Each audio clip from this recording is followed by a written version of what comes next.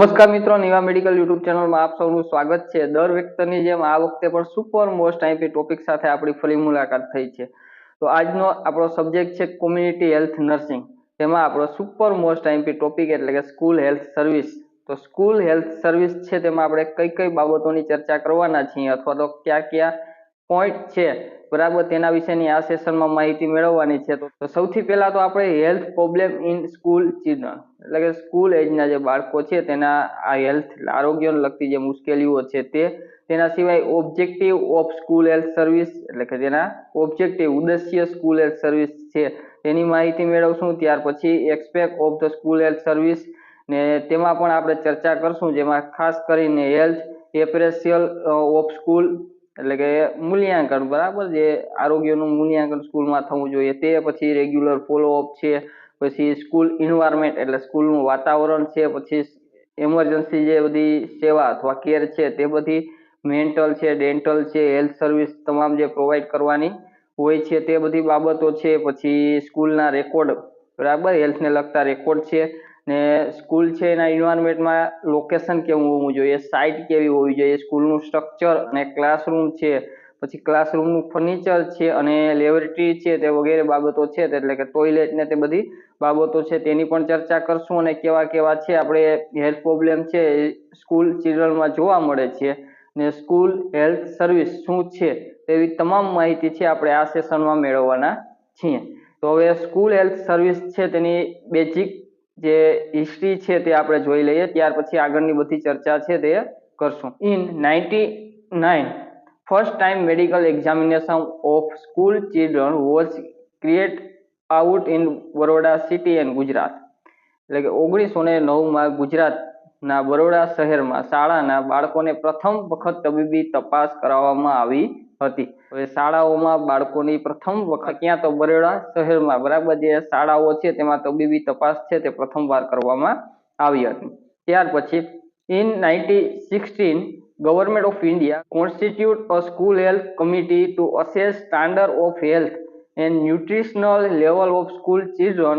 Committee submitted its report in 1961 એટલે 1960માં જે ભારત સરકાર છે તેના બાળકો માટે એટલે કે શાળાના જે બાળકો છે તેને આરોગ્ય અને પોષણના સ્તરમાં બરાબર ધોરણોના જે મૂલ્યાંકન કરવા માટે જે શાળા આરોગ્ય સમિતિ છે તેની રચના કરવામાં આવેલી હતી અને તે સમિતિ છે તેનો 1961માં તેનો અહેવાલ રજૂ થયો હતો બરાબર। એટલે 1960માં જે ભારત સરકાર દ્વારા છે બરાબર બાળકોના આરોગ્યના પોષણના જે ધોરણો મૂલ્યાંકન કરવાના ત્યાર માટેની જે સમિતિ છે બરાબર તેની રચના કરવામાં આવી હતી। શેના માટે? તો હેલ્થ એન્ડ ન્યુટ્રિશન લેવલ બરાબર જે સ્કૂલ ચિલ્ડ્રન છે તેના માટે જે કમિટી છે તે બરાબર તેની રચના થઈ। રચના ત્યાર પછી બરાબર કમિટી છે એ સબમિટેડ રિપોર્ટ છે તે ક્યારનો અહેવાલ છે તે રજૂ કર્યો 1961માં છે તે અહેવાલ છે તે રજૂ કરવામાં આવેલો। હવે health problem in school children એટલે કે જે શાળાના બાળકો છે તેને આરોગ્યની જે સમસ્યાઓ છે તે હવે જોઈએ। તો સૌથી પહેલા તેમાં માલ ન્યુટ્રિશન એટલે કુપોષણ બરાબર જે પોષણ વ્યવસ્થિત ન હોય તે, પછી ઇન્ટેસ્ટાઇનલ પેરાસાઇટિસ એટલે કે જે આંતરડામાં કંઈ પરોપજીવી આપણે કહી શકીએ, કોઈ ડિસીઝ ઓફ સ્કિન, આઈ ને એર ને વિટામિન એ ડેફિશિયન્સી એટલે કે ત્વચા છે, આંખ છે બરાબર એટલે વિટામિન જે એ છે તેની ઉણપ ને કાનના રોગો છે તેવી બધી સમસ્યાઓ જોવા મળે। કોઈ ઇન્ફેક્શન ડિસીઝ એટલે કે ચેપી રોગો છે તે, અને ડેન્ટલ કેરીસ એટલે કે દાંતના સડા જોવા મળતા હોય વધારે પડતા સ્કૂલ ચિલ્ડ્રન છે તેમાં। હવે તેના આપણે objective of school health service એટલે કે શાળા આરોગ્ય સેવાના જે ઉદ્દેશ્યો છે તે બધા તેમાં હવે જોઈએ।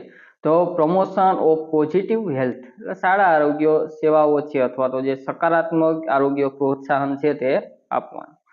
Early diagnosis, treatment and follow up of defect એટલે કે ખામીઓનું જે વહેલું નિદાન અને સારવાર અને તેનો જે ફોલોઅપ છે તે, પછી the provision of helpful environment એટલે સ્વસ્થ વાતાવરણની જોગવાઈ ને ધ પ્રિવેન્શન ઓફ ડિઝીઝ એટલે રોગ નિવારણ। અવોકિંગ હેલ્થ કોન્શિયસનેસ ઇન ચિલ્ડ્રન એટલે કે બાળકોમાં આરોગ્ય ચેતના અથવા આરોગ્ય છે તેની જાગૃત કરવી। એટલે ઓબ્જેક્ટિવ ઓફ સ્કૂલ હેલ્થ સર્વિસમાં તો એક તો પ્રમોશન પોઝિટિવ હેલ્થ એટલે કે હેલ્થનું પ્રમોશન, કોઈ ટ્રીટમેન્ટ છે, કોઈ ડાયગ્નોસિસ છે, ફોલોઅપ છે, તે બધું. પછી હેલ્થફુલ એન્વાયરમેન્ટ આપવાનું, પછી પ્રિવેન્શન ઓફ ડિસીઝ છે, અને હેલ્થ કોન્શિયસનેસ ઇન ચિલ્ડ્રન, બરાબર, એટલે કે બાળકોમાં છે જાગૃતતા લાવવી છે આરોગ્ય વિશેની, તે મુખ્ય છે ઓબ્જેક્ટિવ છે કેના, તો સ્કૂલ હેલ્થ સર્વિસના. હવે aspect of school health service એટલે કે જે શાળા આરોગ્ય સેવાઓ છે તેના બધા જે પાસાઓ છે તે, તો તમામ પાસાઓની છે વન બાય વન છે આપણે ચર્ચા કરશું. Health appraisal of school children and school personnel એટલે કે જે શાળાના બાળકો છે અને શાળાના વ્યક્તિઓનું આરોગ્ય મૂલ્યાંકન છે તે કરવું, જેમાં periodic medical examination at the time of entry and thereafter every 4 years એટલે પ્રવેશ સમયે, ત્યારબાદ દર 4 વર્ષે સમયાંતરે તબીબી તપાસ છે તે બાળકોની કરવાની. એટલે કે જ્યારે બરાબર એન્ટ્રી થાય ત્યારે મેડિકલ એક્ઝામિનેશન કરવું, ત્યાર પછી એવરી 4 વર્ષે એટલે 4 વર્ષે છે તેનું એક્ઝામિનેશન કરતું રહેવાનું. સ્કૂલ પર્સનલ મેડિકલ એક્ઝામિનેશન એટલે શાળાના કર્મચારીઓ છે તેનું પણ તબીબી તપાસ કરવાની. ડેઇલી મોર્નિંગ ઇન્સ્પેક્શન એટલે દૈનિક સવારનું નિરીક્ષણ છે તે પણ હાથ ધરવાનું. ને પ્રિવેન્શન ઓફ કોમ્યુનિકેબલ ડિસીઝ એટલે કે ચેપી રોગો છે તેનું નિવારણ માટેના છે પગલાઓ હાથ ધરવાના. ત્યાર પછી રીમેડિકલ મેજર એન્ડ ફોલોઅપ એટલે ઉપચારાત્મક રીતે પગલાઓ અને ફોલોઅપ છે તે પણ લેતું રહેવાનું. પછી હેલ્થફુલ સ્કૂલ ઇન્વાયરમેન્ટ એટલે સ્વસ્થ શાળા છે તેનું વાતાવરણ રાખવાનું, એટલે જેથી ઇન્વાયરમેન્ટ સારું રહે તો ત્યાંનું જે સ્વચ્છતા છે તે જળવાઈ રહે અને હેલ્થ પણ સારું રહે. હવે હેલ્થફુલ સ્કૂલ ઇન્વાયરમેન્ટ માટે અમુક જે બાબતો, અમુક પાસાઓ છે તેની ચર્ચા કરશું. કે સૌથી પહેલા તો તેમાં લોકેશન એટલે સ્થાન. તો school should locate in the centre and at appropriate distance for road, factory, railway track and market place. જે લોકેશન એટલે કે સ્કૂલનું જે સ્થાન છે એ શાળા છે તેના મધ્યમાં અને રસ્તાઓ અને જે ફેક્ટરી, રેલવે ટ્રેક છે, બજાર સ્થળોની યોગ્ય અંતરે છે તે હોવું જોઈએ. સાઇડ સુટેબલ હાઈ લેન્ડ એટલે કે જે સ્થળ છે તે યોગ્ય ઊંચી જમીન પર હોવું જોઈએ. Structure nursery and secondary school should be single story and exterior wall should have a minimum thickness of 10 inch એટલે માળખું, સ્ટ્રક્ચર એટલે માળખું કહેવાય. જે નર્સરી અને માધ્યમિક શાળા છે એક માળખામાં હોવી જોઈએ, અને જે બાહ્ય દિવાલ છે તેની જાડાઈ ઓછામાં ઓછી 10 ઇંચ જેટલી છે તે હોવી જોઈએ. હવે classroom should not accommodate more than 40 students per capita. Space for the student in a classroom should not be less than 10 square feet. એટલે વર્ગખંડ એટલે કે જેમાં 40 થી વધુ વિદ્યાર્થીઓ સમાવી શકાય ન, એટલે 40 થી વધારે વિદ્યાર્થીઓ રાખી શકાય નહીં. ને વર્ગખંડ છે તેમાં વિદ્યાર્થીની માથાદીઠ જગ્યા 10 ચોરસ ફૂટ જેટલી છે તે હોવી જોઈએ, તેનાથી થોડી વધારે હોવી જોઈએ, અને 10 ચોરસ ફૂટ જેટલી હોવી જોઈએ, તેનાથી ઓછી ન હોવી જોઈએ. હવે ફર્નિચર, તો જે ફર્નિચર છે તેનું સ્ટ્રક્ચર કેવું હોવું જોઈએ? તો provide single desk and chair. Desk should be the minus types એટલે કે ફર્નિચર છે તેમાં એક ટેક્સ હોવું જોઈએ, એક ખુરચી છે એ પ્રદાન કરવાનું. ટેક્સ છે એ માઇનસ પ્રકારનું છે તે હોવું જોઈએ. ત્યાર પછી ડોર એન્ડ વિન્ડો એટલે બારી બારણા છે તે, દરવાજા અને બારીઓ. Window height should be 2 feet 6 inch from the floor level.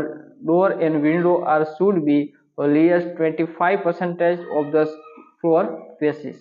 એટલે કે જે દરવાજા છે અને બારીઓ છે તે બારીઓની ઊંચાઈ ફ્લોર લેવલ છે 2 થી 6 ફૂટ જેટલી છે તે ઇંચ જેટલી હોવી જોઈએ, અને દરવાજા અને બારીઓનો વિસ્તાર છે એ ફ્લોર સ્પેસના ઓછામાં ઓછા 25% જેટલું છે તે હોવું જોઈએ. હવે લાવર્ટી 1 urinal for 16 students and the latrine for 100 students એટલે શૌચાલય છે તે તો 60 વિદ્યાર્થીઓ માટે એક પેશાબ માટે જે યુરિનલ છે તે હોવું જોઈએ. 100 વિદ્યાર્થીઓ માટે એક શૌચાલય છે તેની સુવિધાઓ છે તે ઉપલબ્ધ હોવી જોઈએ. હવે ન્યુટ્રિશન સર્વિસ લાઇક એટલે મધ્યાહન ભોજન એટલે કે જે દિવસ દરમિયાનની જે વચ્ચેનો ગાળો છે તેમાં જે મધ્યાહન ભોજન આપવામાં આવે છે તે, તેમાં મિડ ડે સ્કૂલ મીલ એટલે કે દિવસના વચ્ચેના ગાળામાં જે બાળકો છે તેને પોષણ આપવામાં આવે છે તેમાં 1/3 ઓફ ડેઇલી કેલરી એટલે 1/3 ભાગ ડેઇલી કેલરી આપવાનો, and half of daily protein requirement એટલે કે હાફ એટલે અડધી છે જે ડેઇલી કરતા દિવસની જે જરૂરિયાત હોય એની પ્રોટીનની રિક્વાયરમેન્ટ તે રહે છે. એન્ડ એપ્લાય ન્યુટ્રિશન પ્રોગ્રામ ને ન્યુટ્રિશન પ્રોગ્રામ છે તે એપ્લાય કરવાનો assisted by UNICEF to utilize school land for developing school garden, એટલે કે ત્યાંનો જે યુનિસેફ દ્વારા જે જમીન છે તેનો ઉપયોગ શાળાના બગીચાના વિકાસ માટે કરવાનો હોય છે. યુનિસેફ એટલે United national international child emergency fund.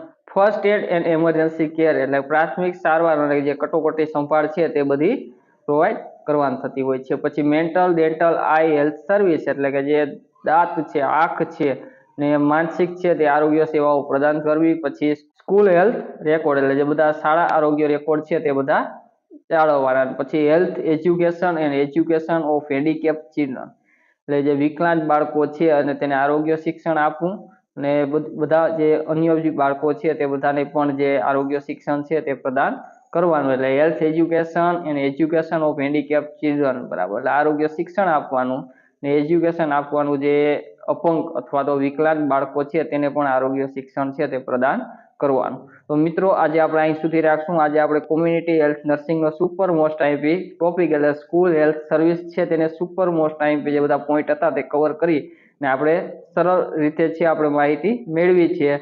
તો સ્કૂલ હેલ્થ સર્વિસ છે તેમાં આપણે હેલ્થ પ્રોબ્લેમ જોયા, ઓબ્જેક્ટિવ જોયા, બરાબર. સ્કૂલ હેલ્થ સર્વિસ છે તેમાં જે શાળા છે તેના કેવી કેવી સેવાઓ જે સ્કૂલ હેલ્થ સર્વિસ છે તેની પ્રદાન કરવાની હોય છે, જે એન્વાયરમેન્ટ કેવું હોવું જોઈએ, સ્ટ્રક્ચર કેવું હોવું જોઈએ, ક્યારે ક્યારે એક્ઝામિનેશન રાખવું જોઈએ, ફોલો અપ છે, સ્કૂલ એન્વાયરમેન્ટ છે, પછી તેના સિવાયના જે પણ લોકેશન જો કેવું હોવું જોઈએ, સાઇડ સ્ટ્રક્ચર, ક્લાસરૂમ, ફર્નિચર, તેવી તમામ માહિતી છે આપણે આ સેશનમાં મેળવી છે. જો બધા સેશન સારા લાગતા હોય તો લાઈક કરજો, કોમેન્ટ કરજો અને હજી સુધી નિવા મેડિકલ યુટ્યુબ ચેનલ છે એને સબસ્ક્રાઇબ ના કરી હોય તો જરૂર કરજો, જેથી તમારો પણ સાથ અને સહયોગ નિવા મેડિકલ યુટ્યુબ ચેનલ છે તેને મળી રહે. તો મિત્રો આજે આપણે અહીં સુધી રાખશું. નેક્સ્ટ સેશનમાં નવા સુપર મોસ્ટ આઈપી ટોપિક સાથે ફરી મુલાકાત થશે. આપ સૌનો ખૂબ ખૂબ આભાર. જય જય ગરવી ગુજરાત.